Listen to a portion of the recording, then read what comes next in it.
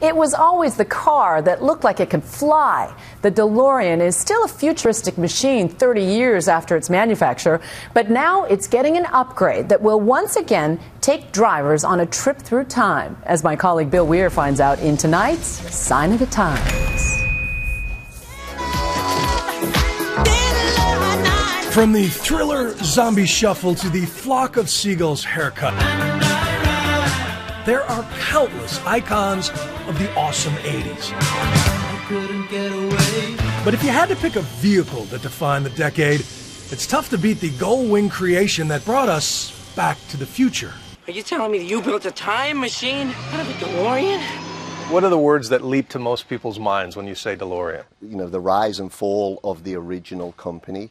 The movies. So Marty McFly and cocaine are the ones that leap into my mind. Exactly. I was just getting there too. It all began with John DeLorean, who left General Motors in the 70s to build his dream. But by the early 80s, he was drowning in red ink. So DeLorean was allegedly enticed into an elaborate money laundering plot involving suitcases full of cocaine.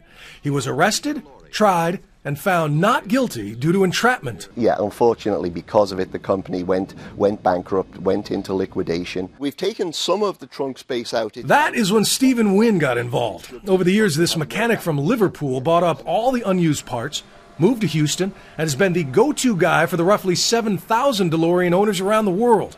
But a few years ago, he had a radical idea. Why not bring this 80s antique back to the future with electricity? So this is it. This is the battery, huh? Well, this is the battery pack at the rear. Plug into the wall overnight, and Wynn says these lithium batteries will take this car between 70 and 100 miles on a full charge, at around 2 cents a mile. This is where you'll plug the car into the charger. But since you'll pay between $90,000 and $100,000 for one, you probably want to know how it handles. So can we put on the Miami Vice soundtrack and take it for a spin? Let's do it. All right. And off we go to the Houston Motorsports Park, a track too tight to open her up, but enough to get a sense of what an engine-free ride is like, nestled into an interior design during the Reagan administration. The decision to take these electric is so interesting. It's so ironic. I mean, this symbol of 80s excess in a lot of ways. Yeah.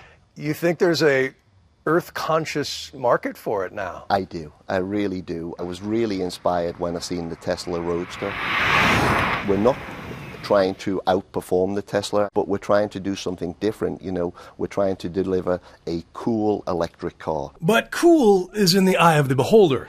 And you gotta wonder, who plunks down 6 figures for a punchline from the wedding singer? Don't puke in the car, all right? I like those blue lights. That's hot. Quitman Stevens, that's who. 0 to 60 in 4.9 seconds in stainless steel electric quiet glory. How do you beat that? DeLorean is trusting that the market is filled with a lot more guys like Quitman.